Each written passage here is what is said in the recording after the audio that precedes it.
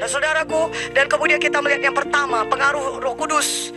Ya, pengaruh urapan Roh Kudus, pengaruh yang manis dari Roh Kudus untuk pengenalan kita akan Tuhan. Amin.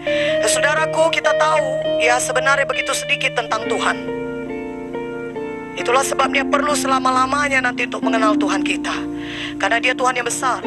Ya, oleh karena itu saudaraku, kita harus betul-betul bersandar kepada Roh Kudus supaya kita bisa mengenal Tuhan kita lebih dalam lagi. Haleluya. Nah, yang pertama kita lihat bagaimana Roh Kudus mempengaruhi pengenalan saudara akan Tuhan. Yang pertama, pimpinan Roh Kudus kepada kebenaran. Di bawah pengaruh yang manis Roh Kudus, saudara akan dipimpin kepada kebenaran. Suatu saudara membaca Alkitab. Haleluya. Jadi saudara waktu baca Alkitab, Roh Kudus itu akan berbicara kepada saudara. Dia pimpin saudara kepada kebenaran. Dan tahukah saudara, firman Tuhan berkata, kebenaran itu akan membebaskan kita. Kalau Roh Kudus berkata-kata saudara, Dia akan pimpin saudara kepada kebenaran. Yang artinya saudara tidak perlu takut saudara melenceng. Karena ada juga orang Kristen berkata, takut kali aku menyimpang dari jalan Tuhan, takut kali aku melakukan hal yang salah. Tidak usah takut. Kalau hati saudara murni seperti itu, datang kepada Roh Kudus, biarkan Roh Kudus memenuhi saudara, penuh dengan Roh Kudus, berbahasa roh, minta Roh Kudus menerangkan arti Alkitab, maka Dia akan memimpin saudara pada segala kebenaran. Justru Dia lebih mau memimpin saudara pada segala kebenaran. Haleluya. Roh Kudus memimpin kepada kebenaran, sudah. Jadi siap-siap. Jangan tidak bersiap sedia. Karena kadang-kadang Roh Kudus itu bekerja dengan cepat. Roh Kudus bekerja dengan tiba-tiba. Saudara sudah doakan itu beberapa lama. Saudara sudah pikirkan itu. Saudara sudah tanya kepada Tuhan. Haleluya. Ya, setiap hamba Tuhan harus dikuasai Roh Kudus. Amin. Jangan bergantung lagi kepada indera dan memakai pikiran, terus memakai kepintaran manusia. Harus mau bertanya kepada Roh Kudus. Apa yang harus kulakukan Roh Kudus? Apa yang harus kukerjakan hari ini? Bagaimana aku menghadapi ini? Nah, saudara sudah doakan itu begitu lama. Dan ketika Roh Kudus itu, saudara baca firman, Roh Kudus itu bisa berbicara kepada saudara. Kebenaran-kebenaran firman itu bisa muncul keluar. Dan itu juga merupakan satu berkat bagi saudara. Karena bisa saja Tuhan berkata, khotbahkan ini kepada jemaatmu, kata Tuhan. Tuhan pimpin seperti itu. Haleluya. Yang kedua, Roh Kudus mengingatkan. Ketika saudara berada di bawah pengaruh yang manis Roh Kudus, maka saudara akan terus diingatkan tentang segala yang sudah dikatakan Yesus. Yohanes 14 ayat 26. Ini sangat indah sekali saudara, karena setiap firman Tuhan yang pernah kita baca, kalau kita membiarkan diri kita dikuasai Roh Kudus akan bisa mengingatkannya kepada kita.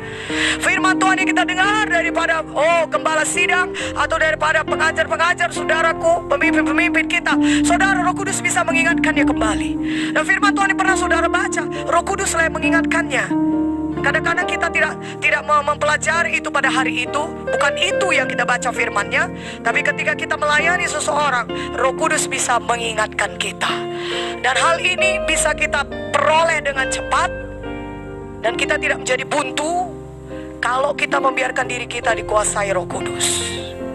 Segera Roh Kudus akan menolong kita, karena memang kerjanya ini mengingatkan kita untuk firman Tuhan yang pernah diajarkan kepada kita. Haleluya. Yang ketiga, pengajaran langsung dari Roh Kudus. Kalau saudara berada di bawah pengaruh yang manis dari Roh Kudus, maka saudara akan diajari langsung oleh Roh Kudus. Roh Kudus itu bisa langsung berbicara kepada saudara, dan Dia mengajari saudara akan hal-hal yang bahkan belum pernah saudara dapatkan dari orang lain. Karena Roh Kudus itu bisa mengajar kita secara langsung. Sebab di 1 Yohanes 2:27, sebab di dalam diri kamu tetap ada pengurapan yang telah kamu terima daripadanya. Karena itu tidak perlu kamu diajar oleh orang lain, tapi sebagaimana pengurapan yang mengajar kamu tentang segala sesuatu, dan pengajarannya itu benar, tidak dusta, dan sebagaimana ia dahulu telah mengajar kamu, demikianlah hendaknya kamu tetap tinggal di dalam Dia. Jadi kalau kita tinggal membiarkan Zoe menguasai kita, Roh Kudus menguasai kita tiap hari, saudara akan dapat banyak hal-hal yang baru dari Tuhan.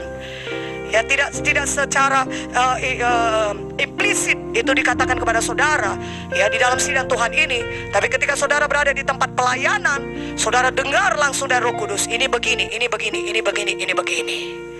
Haleluya. Yang keempat, pengetahuan dari Roh Kudus.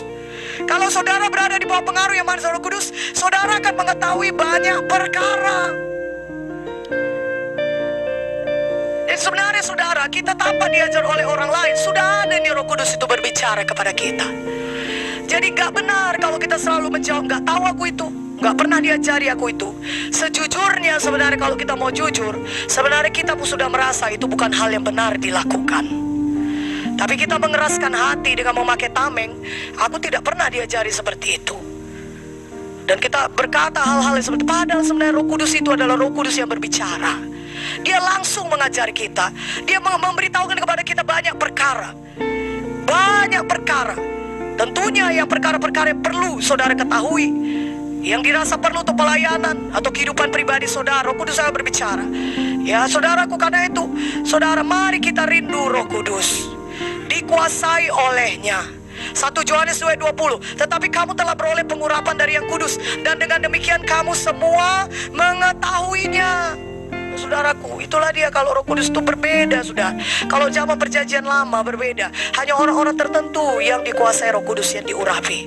Tapi sekarang semuanya kita bisa mengenal pengenalan akan Tuhan, saudaraku, lewat Roh Kudus. Amin.